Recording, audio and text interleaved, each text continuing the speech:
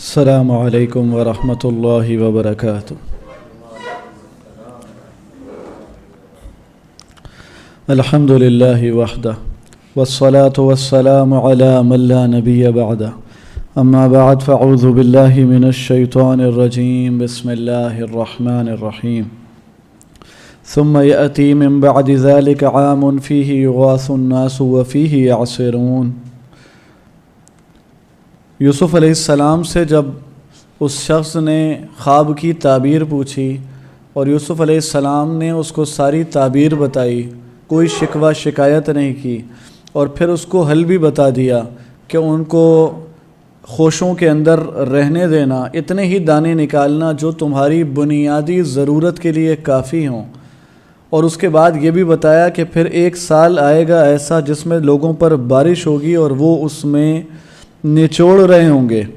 وقال الملک ائتونی بہ، اور یہ تعبیر اس شخص نے جا کر پھر بادشاہ کو بتائی، اور یہ بھی بتانا پڑا کہ کسی سے پوچھ کر آیا ہوں اور انہوں نے یہ ساری تعبیر بتا دی ہے۔ تو بادشاہ بہت حیران ہوا، کیونکہ دربار میں کوئی شخص نہیں تھا جو اس کی تعبیر بتا سکے، بلکہ معاملہ یہ تھا، وہ کہہ رہے تھے اضغاث و احلام، یہ ایسی باتیں پریشان کن خواب ہوتے ہیں، انسان اپنے معاملات میں الجھا ہوتا ہے، سو جاتا ہے، اسی کی چیزیں دیکھ لیتا ہے، جو دماغ میں بات چل رہی ہوتی ہے وہی خواب کی صورت میں آ رہی ہوتی ہے۔ اس صورت میں خواب کا ذکر ہے۔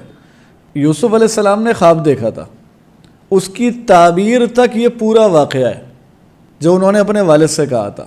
پھر قیدیوں نے خواب دیکھا ہے، اس کی تعبیر یوسف علیہ السلام نے ان کو بتائی ہے۔ اب پھر بادشاہ نے خواب دیکھا ہے، اور بادشاہ کے خواب کی تعبیر یوسف علیہ السلام اس کو بتا رہے ہیں۔ بادشاہ بہت حیران ہوا اور اس نے کہا کہ ائتونی بھی، ایسا کرو ان کو تو فوراً میرے پاس لے کر آؤ، یہ تو بہت کام کا بندہ ہے جو ایسے خواب کی تعبیر بتائے اور یہ ساری تفصیل اور چیز، اور وہ تو پہلے واقف بھی ہے سارے معاملات سے۔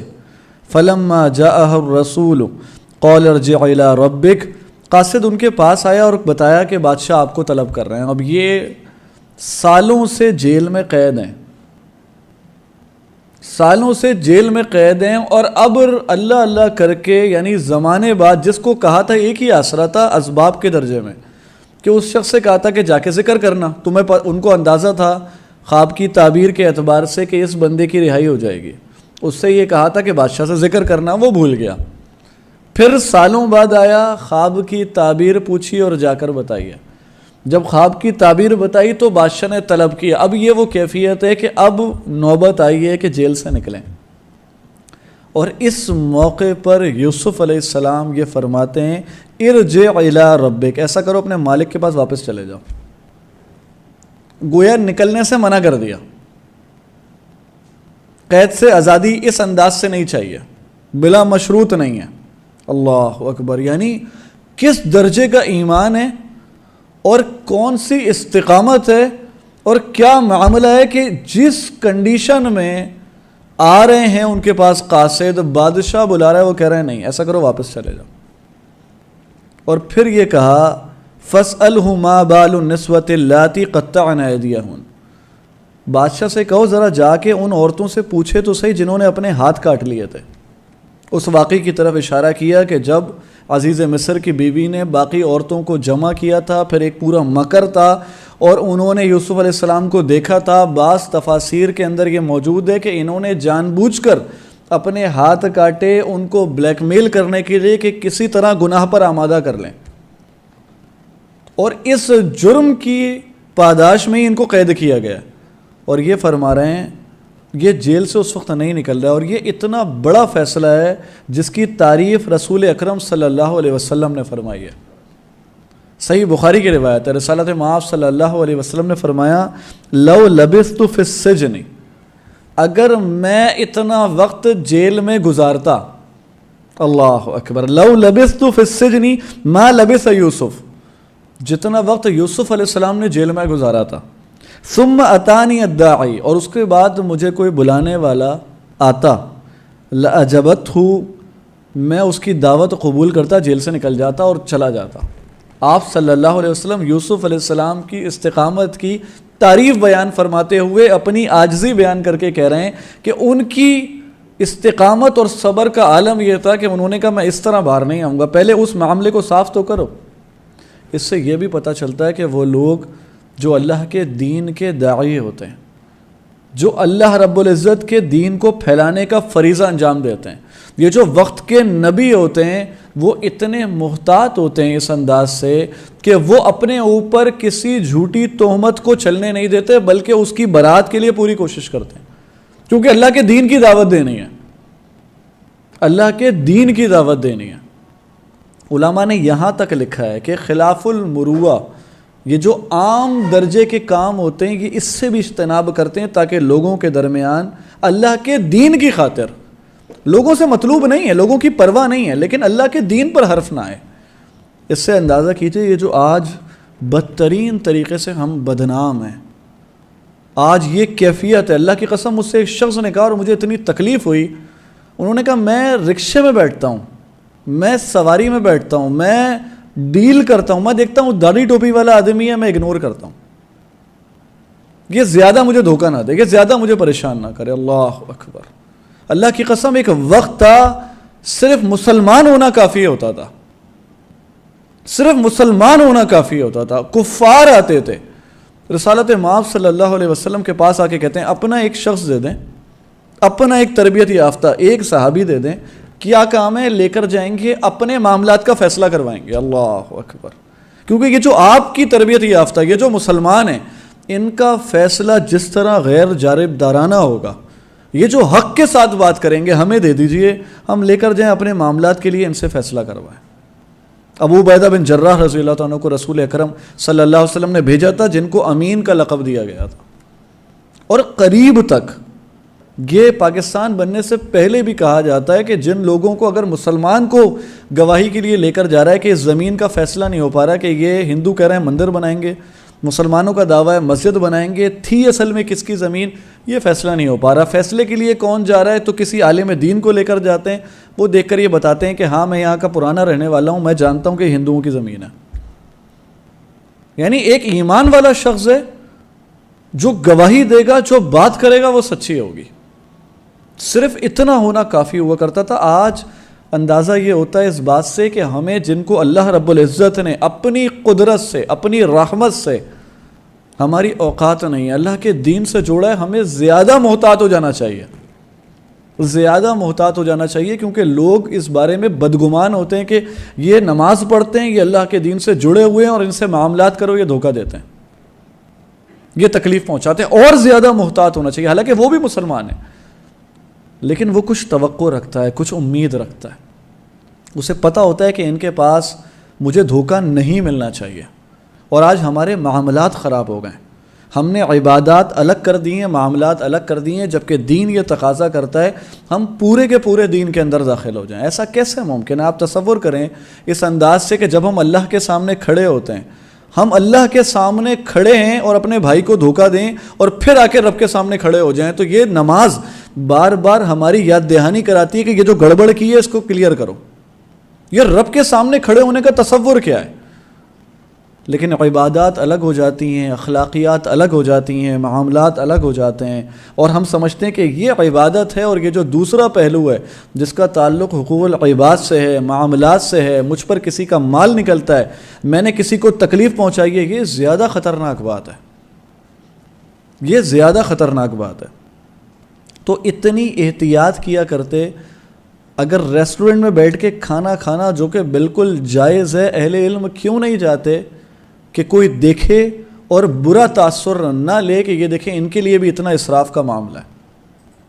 تو یوسف علیہ السلام یہ فرما رہے ہیں بادشاہ سے کہو پہلے معلوم کریں، اور انداز دیکھیں، بادشاہ عزیز مصر کی بیوی انوالو ہے، مسئلہ تو سارا اس کی زوجہ کا ہے، اس سے یہ نہیں کہا اپنی بیوی سے پوچھو،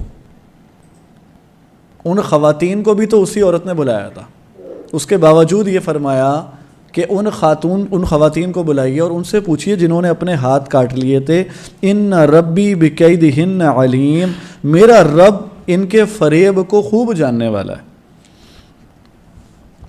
قال ما خطبکن اذ راوتن یوسف عن نفسی، عزیز مصر کو بھی یہ اندازہ ہو گیا کہ معاملہ بہت خراب ہے، اور اس میں یوسف علیہ السلام پہلے بھی اندازہ تھا، اور اب مزید اس سے یہ پوری جو اس نے تحقیق کی ہوگی تو اس کے سامنے بات تو کھل کے آ گئی۔ قرآن کیا بیان کرتا ہے کہ اس نے ڈائریکٹ یہ سوال کیا ہے، ما خطبکن اذ راوتن یوسف عن نفسی. قرآن نے یہ کہا تم لوگوں کا کیا معاملہ تھا. ان عورتوں کو بلایا اور پوچھا جب تم نے یوسف کو پھسلانے کی، گمراہ کرنے کی کوشش کی. ڈائریکٹ یہ بات پوچھی ہے، ساری تمہید نہیں ہے تم نے ہاتھ کاٹے تھے کیا نہیں، تم ڈائریکٹ یہ بتاؤ تم نے اس کو گمراہ کرنے کی جو کوشش کی وہ کیا مسئلہ تھا، وہ ہوا کیا تھا. قلنا حاشا للہ ما علمنا علیہ من سوء. انہوں نے کہا اللہ کی پناہ، حاشا للہ ما علمنا علیہ من سوء، ہم نے اس میں کوئی برائی نہیں پائی، ہم اسے برائی پہ آمادہ نہیں کر سکے. یہ ہے پاکیزگی، یہ ہے اللہ رب العزت کا خوف کہ جو اللہ کے لیے بچے رہے. ایسا ہوا کہ وہ لوگ جو ان کے دشمن تھے، انہیں آلودہ کرنا چاہتے تھے، ان کی زبان سے ان کی براءت جاری ہوئی ہے، اور وہ یہ کہتے ہیں کہ نہیں، اس کے اندر ہم نے کوئی برائی اور ان کے اندر ہم نے کوئی عیب نہیں پایا. قالت امرأۃ العزیز الآن حصحص الحق. اور جب عزیز مصر کی بیوی نے دیکھا کہ یہ تو حق ظاہر ہو گیا، اب تو بات ہی ساری کھل گئی ہے. انا راودتہ عن نفسی وانہ لمن الصادقین. تو اس نے یہ کہا کہ میں نے ہی اس کو گمراہ کرنے کی کوشش کی، میں نے اسے پھسلایا اور اپنی طرف راغب کرنے کی کوشش کی. وانہ لمن الصادقین. یقینی بات یہ ہے کہ وہ سچوں میں سے ہے. یوسف علیہ السلام کو اللہ رب العزت نے وہاں جان کی حفاظت ہوئی ہے، یہاں پر عزت کی حفاظت ہوئی ہے کہ تقوی کی زندگی گزاری ہے، جیل میں جانا پسند کیا، اتنی تکلیفیں اٹھائی ہیں، تو اللہ رب العزت نے دنیا کے اندر ہی اس انداز سے بری کیا کہ اب عزیز مصر ہے وہ تو پورا ایک معاملہ ہوگا، دنیا دیکھتی ہوگی، ساری چیزیں ہوں گی اور یہ پتہ چلا کہ ہاں یہ بے گناہ ہے، یہ شخص بے گناہ. یعنی کسی کو اگر اللہ بری کرنا چاہیں پھر حالات، اسباب، معاملات، ساری چیزیں اس طرح سے بنتی ہیں کہ ان کا کوئی وکیل نہیں ہے، انہیں کوئی بچانے والا نہیں ہے، کوئی کیفیت نہیں ہے. اس وقت یہ گواہی دینے والے ایک شخص نے گواہی دی تھی کہ قمیص دیکھو کہاں سے پھٹی ہے. یہ قمیص کا بھی عجیب معاملہ ہے، اس صورت میں مختلف انداز سے ذکر ہے. ابتدا میں ذکر ہوا یعقوب علیہ السلام، ان کے پاس بھائی یوسف علیہ السلام کی قمیص لے کر آئے تھے اور اس قمیص کو دیکھا تھا تو غم سے کیا کیفیت ہوئی ہوگی کہ ایک باپ کو ان کے بچے کی قمیص دی جائے کہ وہ بچے کو تو بھیڑیا کھا گیا، یہ اس کی قمیص ہے، یہ اس کے کپڑے ہیں. کیا دردناک کیفیت ہوگی. یعنی کبھی وہ اتنے غم کا باعث ہوئی کہ وہ کس تکلیف اور کس کرب سے گزرے ہوں گے. پھر یہ قمیص یوسف علیہ السلام کی ہے. اب یہاں پر جب اس گناہ سے اللہ نے بری کیا تو اس قمیص کو دلیل بنا دیا کہ گواہی دینے والے نے یہی گواہی دی تھی کہ دیکھو کرتا کہاں سے پھٹا ہے، آگے سے پھٹا ہے، پیچھے سے پھٹا ہے. کرتا پیچھے سے پھٹا ہے تو پھر یہ شخص سچا ہے، پھر وہ گناہ گار ہے. اور آگے بھی ایک اور دفعہ ذکر آئے گا کہ جب یہ دیں گے یعقوب علیہ السلام کے لیے، پھر ان کے لیے خیر کا باعث ہوگی، پھر ان کے لیے خیر کا باعث ہوگی. تو اس عورت نے تسلیم کر لیا اور کہا کہ یہ سچوں میں سے ہے، میں نے اصل میں اس کو گمراہ کیا تھا. ذالک لیعلم انی لم اخنہ بالغیب وان اللہ لا یہدی کید الخائنین. یہ اس لیے کہ وہ جان لے کہ میں نے اس عدم موجودگی میں اس کے کوئی خیانت نہیں کی اور اللہ خیانت کرنے والوں کی چال کو کامیاب نہیں کرتا. دو اقوال ہیں. بعض لوگوں نے یہ کہا کہ یوسف علیہ السلام کا قول ہے کہ انہوں نے اپنی برات ظاہر کی اور بتایا کہ یہ کام میں نے اس لیے کیا ہے تاکہ یہ پتہ چل جائے کہ میں نے خیانت نہیں کی تھی. جبکہ دوسرا قول جس کو زیادہ تر علماء نے ذکر کیا ہے، امام ابن تیمیہ رحمہ اللہ نے، امام ابن کثیر نے اور زیادہ علماء نے اس بات کو نقل کیا کہ یہ انہی خاتون کا قول ہے. انہوں نے یہ بات کہی کہ میں یہ بتا دوں تاکہ آپ یہ جان لیں میں نے قبول کر لیا، میں نے آپ کی عدم موجودگی میں خیانت نہیں کی، کوشش میں نے ہی کی تھی، میں نے گمراہ کرنے کی کوشش کی تھی لیکن میں نے کوئی خیانت نہیں کی ہے، میں کامیاب نہیں ہو سکی اس معاملے میں اور اللہ خیانت کرنے والوں کی چال کو کامیاب نہیں کرتا. وما ابرئ نفسی ان النفس لامارۃ بالسوء. اور اس نے کہا کہ میں اپنے نفس کو بری بھی نہیں کرتی، مطلب میں اون کرتی ہوں، مجھے پتہ ہے میری غلطی ہے، میں اس کو تسلیم کرتی ہوں، اور یہ نفس برائی کا ہی حکم دیتا ہے. نفس امارہ انسان کو گناہ پر آمادہ کرتا ہے. یہ اللہ رب العزت کا نظام ہے، فرشتوں کی فضیلت نہیں ہے، کیونکہ اللہ نے ان کے اندر یہ طاقت اور استطاعت اور قوت ہی نہیں رکھی، وہ گناہ کر نہیں سکتے. اور انسان کے ساتھ نفس موجود ہے. یہ تو انسان پیدا ہوتا ہے، اس کے ساتھ ہی اس کا قرین اس کا جن شیطان اس کے ساتھ ہوتا ہے، اور جب تک سانس باقی ہے یہ گناہوں کے طرف آمادہ کرتا رہتا ہے، دل میں خیال ڈالتا رہتا ہے، اور یہ وسوسوں کی کیفیت رہتی ہے، یہ جان نہیں چھوڑتا جب تک بندے کی روح نہیں نکل جاتی، یہ اس کے ساتھ موجود رہتا ہے۔ اور انسان اللہ سے ڈرتا ہے تو پھر اس کے دل کے اندر جب بھی گناہ کرے گا، وہ نفس لوامہ بھی ہے، وہ ملامت کرتا ہے اندر سے، وہ لازمی ایک بندے کے اندر ایک گلٹ کی فیلنگ ہوتی ہے، اسے لگتا ہے کہ گڑبڑ ہوئی ہے۔ کوئی انسان ظلم کر کے سکون سے نہیں رہ سکتا، وہ سمجھتا ہے جس پر ظلم کیا وہ تکلیف میں، ظلم کرنے والا زیادہ تکلیف میں ہوتا ہے، اور اپنے آپ کو جسٹیفائی کرتے ہیں کسی نہ کسی انداز میں۔ دیکھیں نا، بڑے بڑے مجرم ہوتے ہیں پھر بھی صدقہ کر رہے ہوتے ہیں، ایسے بہت بڑے قاتل گزرے کہ اتنے سارے بیواؤں کے گھر یہ چلا رہے تھے۔ بھائی آپ تو کام ہی لوگوں کو مارنا ہے، تو آپ کو اتنی رحم دلی کا جذبہ کیوں آیا؟ شیطان کیسے گمراہ کرتا ہے کہ کچھ نیکی کے کام کرواتا ہے تاکہ وہ جو اندر سے ایک فیلنگ ہوتی ہے، وہ جو انسان کو ملامت ہوتی ہے، اس کو دبانے کے لیے ہوتا ہے نہیں میں نیکی بھی کر رہا ہوں، میں اتنے سارے خیر کے کام بھی کرتا ہوں۔ جیسے یوسف علیہ السلام کے بھائیوں نے کہا تھا اس کو قتل کر دیتے ہیں یوسف کو، اور اس کے بعد نیک بن جائیں گے۔ اپنے آپ کو وہ اندر سے جو ملامت کا جذبہ کہ اس معصوم بچے کو قتل کریں، نہیں اس کے بعد نیک ہو جائیں گے۔ گویا سارے گناہوں کے بعد پھر ایک حرم کا چکر ہوگا اور پھر وہاں استغفار کر کے پھر واپس آ جائیں گے۔ اور بڑی بھیانک سازش اور ایک بھیانک وار ہوتا ہے شیطان کا کہ بندہ توبہ کرنے کی امید پہ گناہ کرتا ہے، اور بعض اوقات اسے پھر توبہ نصیب نہیں ہوتی، کیونکہ ایک سانس کا بھروسہ نہیں ہے، ایک لمحے کا بھروسہ نہیں ہے، اور یہ امید رکھتا ہے یہ گناہ کر لوں پھر دیکھا جائے گا۔ اور اگر سانس موجود ہے لیکن یقین جانیں، دیکھیں وہ بندے کی ایمانی کیفیت سلب ہو جاتی ہے، اسے توفیق ہی نہیں ملتی۔ کبھی کبھی خیال آتا ہے، بعض ایسے لوگوں کو دیکھتے ہیں ہم جو بڑے بڑے لیڈر ہوتے ہیں، ہم دیکھتے ہیں ان کے سروں پر کتنے ہی لوگوں کا خون ہے، کتنے بڑے بڑے انہوں نے جرائم کیے، اور پھر اگر ان کو توفیق مل جائے کہ توبہ کر لیں سارا معاملہ صاف ہو جائے، لیکن اس کے باوجود ان کے پاس دنیا کی ہر نعمت موجود ہے، صرف پلٹ آئے، رب سے رجوع کرے، اللہ رب العزت نے راستے کھول رکھے ہیں، لیکن اس کے باوجود دیکھیں کتنے لوگ ہیں جن کو توبہ کی توفیق ملتی ہے۔ یہ توبہ کی توفیق ملنا بھی تو اللہ کی طرف سے نعمت ہے، اگر سانسیں باقی بھی ہیں تو پھر شیطان اس طرح سے گمراہ کرتا ہے کہ نہیں تھوڑی سی بات ہے، پھر اس کے بعد نیک ہو جائیں گے۔ تو یہ نفس امارہ گناہوں پر آمادہ کرتا ہے، انسان کے اندر ایک ملامت کرنے والا نفس ہوتا ہے، جب بھی وہ کوئی گناہ کرتا ہے تو اس کے اندر ایک ملامت کی کیفیت ہوتی ہے، وہ رجوع کر لیتا ہے، توبہ کر لیتا ہے، معافی مانگ لیتا ہے، معاملے کو کلیئر کر دیتا ہے، تو نفس مطمئنہ کی کیفیت ہوتی ہے کہ اطمینان پا لیتا ہے، پھر سکون ہو جاتا ہے۔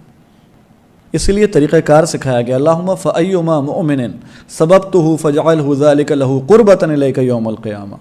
کسی بھائی کی غیبت کی ہوتی ہے، کسی کو تکلیف پہنچائی ہوتی ہے، اور اس سے معافی مانگنے کے لیے بھی ہمارے پاس اب اسباب موجود نہیں ہوتے، چلا گیا دنیا سے، دور چلا گیا، اب ہماری اپروچ میں نہیں ہے، اس کے لیے پھر اللہ سے دعا کی جاتی ہے، اس کے لیے اللہ سے دعا کی جاتی ہے کہ اللہ جس کو میں نے تکلیف پہنچائی ہے تو اس کو اپنے لیے، اس کو قربت کا ذریعہ بنا دے، اس شخص کو اپنے قریب کر لے، اس کے لیے بخشش مانگی جاتی ہے، اس کے لیے بخشش مانگی جاتی ہے۔ تو اللہ رب العزت نے یہ انداز اور یہ اسلوب ہمیں سکھایا تاکہ وہ جو انسان کو گناہوں پر آمادہ کرنے والا نفس ہے، کسی لمحے بھی انسان مایوس ہو کر، رب کی رحمت سے مایوس ہو کے اپنے آپ کو چھوڑ نہ دے کہ میں تو گناہوں میں ڈوب گیا۔ یہ کیفیت بدلتی رہتی ہے، قلب کو قلب کہتے ہی اس لیے ہیں کہ اس کی کیفیت تبدیل ہوتی رہتی ہے۔ کبھی ایمان کی چوٹی پہ انسان پہنچتا ہے کہ اس کے لیے جان دینا بھی آسان ہوتا ہے، اور کبھی چھوٹا سا ایک فرض عمل ہوتا ہے اور اس کے بارے میں بھی اس کو سوچنا پڑتا ہے۔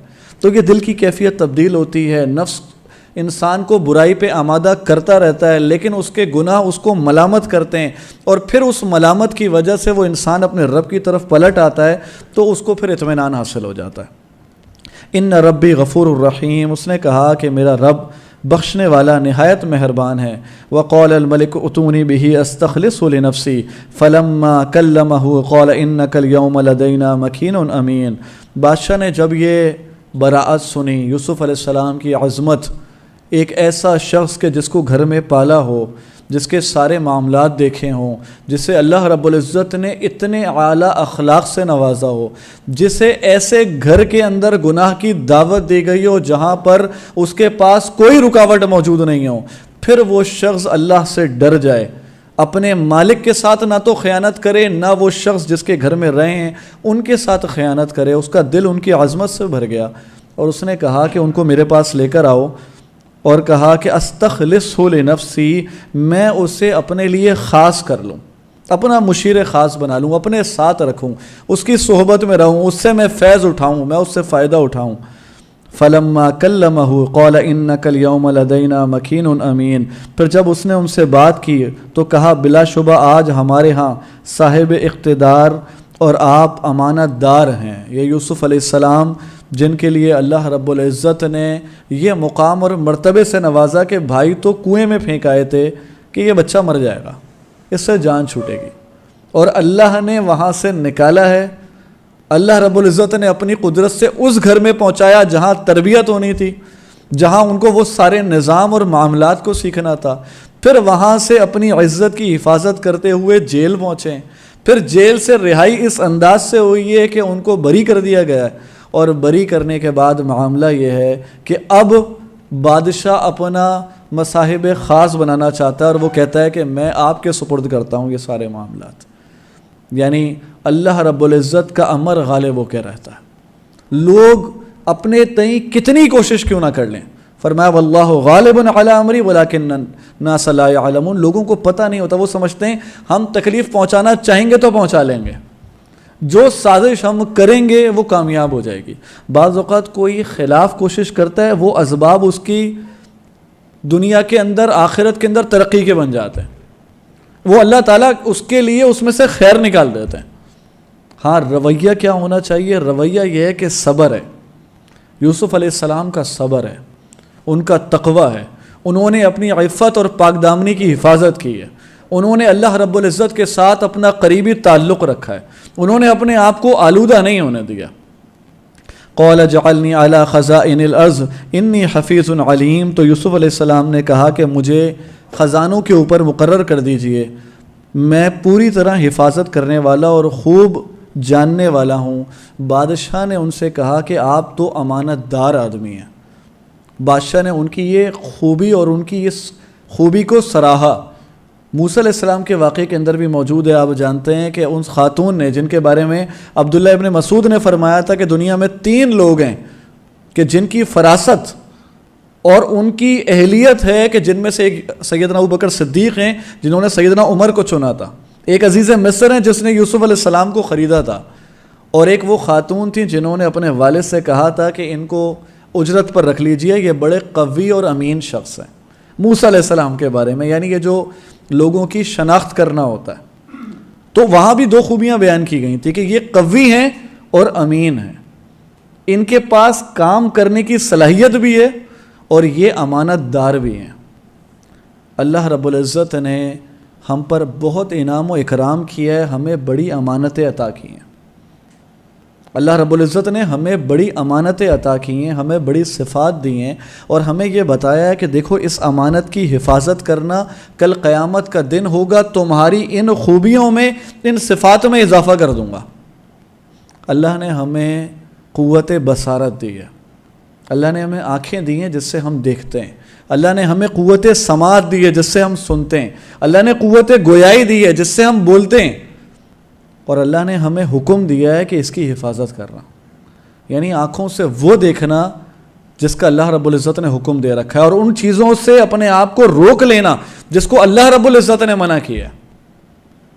آج انٹرنیٹ کی صورت میں ہمارے پاس بدترین فتنہ ہے، بدترین فتنہ، انسان صرف دیکھنے سے ہی چند لمحے اللہ کی اس معصیت میں مبتلا ہوتا ہے جس کا پہلے تصور بھی نہیں تھا، اور چند لمحات بعد اس کی ایمانی کیفیت سلب ہو جاتی ہے، اس کے اثرات وہ کتنے دن تک اپنے اوپر محسوس کرتا ہے۔ اللہ نے فرمایا یہ امانتیں اللہ نے ہمیں دی ہیں، یہ زبان اللہ رب العزت نے ہمیں امانت دی ہے، یہ سماعت ہمارے لیے اللہ رب العزت کی طرف سے امانت ہے، یہ اللہ نے ہمیں صفات دی ہیں، کل قیامت کا دن ہوگا جس نے آنکھوں کی حفاظت کی ہے، جس نے زبان کی حفاظت کی ہے، جس نے اپنے کانوں کی حفاظت کی ہے، جس نے اپنے جسم سے وہ کام لیا ہے جس کی اللہ نے اجازت دی تھی، قیامت کے دن اللہ رب العزت جو سب سے عظیم نعمت عطا فرمائیں گے، سب سے عظیم نعمت وہ کیا ہوگی؟ وہ اللہ رب العزت اپنا دیدار عطا فرمائیں گے. یعنی ان آنکھوں کی حفاظت کی تھی، قیامت کا دن ہوگا، اس ایمان والے شخص کو اللہ اپنا دیدار عطا فرمائیں گے. اللہ رب العزت ہمیں ان میں سے بنائے. جس نے اپنی زبان کی، اپنے کانوں کی، اللہ کی نعمتوں کی حفاظت کی ہے، بندہ یہ تصور کرے اللہ اس کے اندر کتنی برکت عطا کر دیں گے. ان آنکھوں میں اتنی برکت ہوگی کہ اللہ رب العزت دیدار عطا کر دیں گے. یہ انسان جس کو اللہ رب العزت اپنا مقرب بنائیں گے اور جنت میں درجات دیں گے، یہ شہیدوں سے، یہ اللہ کے اولیاء سے، یہ ان لوگوں سے باتیں ہوں گی، یہ ان کو دیکھ رہے ہوں گے، یہ ان کو سن رہے ہوں گے. ان ساری نعمتوں میں اضافہ ہوگا. اور اسی کے برعکس اللہ رب العزت نے یہ دل دیا جس کے اندر ایمان نہیں آیا، جس میں رب کی معرفت نہیں آئی، جس میں توحید حاصل نہیں کی، تو ایسے بھی لوگ ہوں گے قیامت کے دن اللہ رب العزت سے کہہ رہے ہوں گے کہ لما حشرتنی اعمی وقد کنت بصیرا، میرے پاس تو اللہ دنیا میں آنکھیں تھیں، میں دیکھا کرتا تھا، مجھے آج تو نے اندھا کر کے کیوں اٹھایا؟ یعنی کل ان کو اٹھایا جائے گا اس حالت میں کہ ان کے پاس آنکھیں نہیں ہوں گی. جس نے اپنے آپ کو اپنے رب کے حوالے نہیں کیا، اپنے نفس کے حوالے کر دیا، جس نے ایمان حاصل نہیں کیا، جس نے ایمان کی لذت کو ہی نہیں چکھا، جس نے رب کی پہچان ہی نہیں کی، تو اس کا تو معاملہ یہ ہے کہ کل قیامت کے دن یہ دنیا میں جتنی اس کو نعمتیں دی گئی تھیں، اس کے پاس ایک وسیع گھر تھا، قیامت کے دن تنگ جگہ پر زنجیروں میں جکڑ کے ڈال دیا جائے گا. یہ کھاتا اور پیتا تھا تو کل قیامت کے دن اسے جہنمیوں کی پیپ اور بدترین چیزوں سے اس کو کھلایا اور پلایا جائے گا کہ اللہ رب العزت اپنی پناہ میں رکھے. تو یہ جو نعمتیں، یہ امانت اللہ نے ہمیں دی ہے. یہ دل ہے، اس میں اللہ رب العزت کا خوف ہونا چاہیے، اللہ رب العزت کی رحمت کی امید ہونی چاہیے. یہ آنکھیں ہیں تو ہم ڈریں اس بات سے کہ ہم اس چیز کو دیکھیں جس کو اللہ رب العزت نے منع کر رکھا ہے. اللہ رب العزت نے طاقت اور قوت دی ہے تو اللہ کے دین کے نفاذ کے لیے استعمال ہو، نہ کہ اللہ کے دین کی بغاوت کے اندر انسان اپنی ساری قوت کو استعمال کر رہا ہو. یوسف علیہ السلام نے کہا کہ مجھے آپ خزانوں پر مقرر کر دیجئے، میں پوری طرح حفاظت کرنے والا اور خوب جاننے والا ہوں. وَكَذَلِكَ مَكَّنَّا لِيُوسُفَ، اللہ تعالیٰ فرماتے ہیں اس طرح ہم نے اس سرزمین میں یوسف علیہ السلام کو اقتدار عطا فرمایا. یتبوأ منہا حیث یشاء، اس میں سے جہاں چاہتے وہ جگہ پکڑتے تھے. نصیب برحمتنا من نشاء، اور فرمایا ہم اپنی رحمت جس کو چاہتے ہیں پہنچا دیتے ہیں. ولا نضیع اجر المحسنین، اور ہم نیکی کرنے والوں کا اجر ضائع نہیں کرتے. یہاں پر ایک بات کی اور بھی وضاحت ضروری ہے. رسالت مآب صلی اللہ علیہ وسلم نے منع فرمایا عہدہ طلب کرنے سے. جو شخص فرمایا کہ لا نستعمل علی عملنا من ارادہ، ہم ایسے شخص کو ہرگز عہدہ نہیں دیں گے جو اس کا ارادہ رکھتا ہے. آپ صلی اللہ علیہ وسلم نے صحابہ کی تربیت ہی ایسی کی اور یہ اسلوب سکھایا کہ عہدے مانگے نہیں جاتے. یعنی انسان اصل میں اللہ سے ڈرتا ہے تو اسے پتہ ہوتا ہے کہ میں جتنی ذمہ داری اپنے اوپر اٹھاؤں تو اس ذمہ داری کا تو مجھے حساب دینا ہے. اور دنیا میں لوگوں کے سامنے عہدے پر ہونے کی وجہ سے جو عزت ملے گی وہ مجھے مطلوب نہیں ہے، لوگوں سے کچھ لینا دینا نہیں ہے. تو میں تو پھر نیکی اور اس کو پھر اس احتساب کا خوف ہوتا ہے. تو ہمارا یہ گندا نظام نہیں ہوتا جس کے اندر پوری دنیا کے اندر انسان اپنی صفائی اور برات پیش کر رہا ہوتا ہے کہ مجھے ووٹ دیا جائے، میں آپ کا خیر خواہ ہوں. شریعت جو اسلوب سکھاتی ہے بالکل اس کے برعکس ہے. یہ وہ نظام ہی نہیں ہے. تو وہاں تو بچ رہے ہوتے تھے، وہاں تو امیر بننا نہیں چاہتے تھے، وہاں تو کیفیت یہ ہوتی تھی. تو وہاں پر علماء نے یہ اجازت دی ہے کہ بعض اوقات ایسی کیفیت ہوتی ہے، ورنہ اصل یہی ہے کہ عہدہ نہیں طلب کیا جاتا اور جو مانگ رہا ہوتا ہے اس کو نہیں دیا جاتا. لیکن کہیں کوئی ایسی کیفیت ہوتی ہے کہ ایک شخص یہ دیکھتا ہے کہ اس کے لیے حب جاہ نہیں ہوتی اس کے دل میں، اسے عزت شہرت دولت مطلوب نہیں ہوتی، لیکن اللہ کے دین کی خاطر وہ یہ دیکھتا ہے کہ کوئی دوسرا شخص نہیں ہے اور اللہ نے مجھے یہ صلاحیت دی ہے تو مجھے اس ذمہ داری کو مجبوری میں اٹھانا ہی پڑے گا تاکہ میں اس ذمہ داری کو ادا کروں، اللہ کے دین کو نافذ کروں اور میں اس کے لیے کوشش کروں. تو پھر وہاں پر اس کا جو مقصود ہوتا ہے وہ دنیا نہیں ہوتی، وہ ایک خاص معاملہ ہے جس کے لیے اجازت دی گئی. تو یوسف علیہ السلام نے فرمایا کہ مجھے آپ اس پر مقرر کر دیجئے، میں اس معاملے کو جانتا ہوں. اور پھر اللہ رب العزت نے گویا ان کو پھر بادشاہ بنا دیا. فرمایا کذالک مکننا لیوسف، ہم نے اس طرح سرزمین میں یوسف علیہ السلام کو اقتدار عطا فرمایا. وہاں یعقوب علیہ السلام رو رہے ہیں زار و قطار، اور کیفیت یہ ہے کہ بچے کو کھوئے ہوئے زمانہ گزر چکا ہے. اب اللہ کے نبی ہیں تو یہ تو معلوم ہے کہ وہ زندہ ہے. اور کیسے معلوم ہے کہ زندہ ہے؟ کیسے معلوم ہے کہ وہ زندہ ہے؟ وہ خواب دیکھا تھا تو پتہ ہے کہ اللہ نبی بنائیں گے. جب اللہ رب العزت نبی بنائیں گے، اس خواب کی تعبیر تو معلوم ہے، لیکن اللہ کی مرضی نہیں ہے. تو نبوت ہونے کے باوجود اللہ کے سامنے یہ شکوہ نہیں ہے کہ اللہ ہے کہاں. اللہ سالوں ہو گئے اس کی شکل نہیں دیکھی، پتہ نہیں کس حال میں، اور بس رب کے آگے روتے ہیں اور رب سے دعائیں کرتے ہیں. انما اشکو بثی وحزنی الی اللہ. یعنی اندازہ ہوتا ہے اس بات سے، یہ بات پتہ چلتی ہے کہ بندہ اگر اپنے رب کے آگے کتنا بھی روئے اور رب سے آہو زاری کرتا رہے تو یہ بے صبری نہیں ہے. لوگوں کے سامنے وہ اپنے اس غم کو ظاہر نہیں کرتا، لوگوں کے سامنے آہو بکا نہیں کرتا، چیختا چلاتا نہیں ہے، شکوے شکایت نہیں ہے، لیکن اللہ سے دعائیں ہیں، اللہ کے آگے رونا ہے، اللہ سے تعلق ہے، اللہ سے بھی شکایت نہیں ہے، اللہ سے دعائیں ہیں. بندہ اپنے رب سے جتنا مرضی جڑا رہے، لوگوں سے بے نیاز ہو کے رب سے جڑ جائے، یہ مطلوب ہے. اس میں کوئی بے صبری نہیں ہے، اس میں کوئی معاملہ نہیں ہے. بندہ اپنے سارے معاملات اللہ کے سامنے رکھتا ہے کہ اللہ تیرے سوا کون ہے. اور انبیاء کا اسلوب یہی رہا. وہ کہتے ہیں وَلَمْ أَكُمْ بِدُعَائِكَ رَبِّ شَقِيًّا.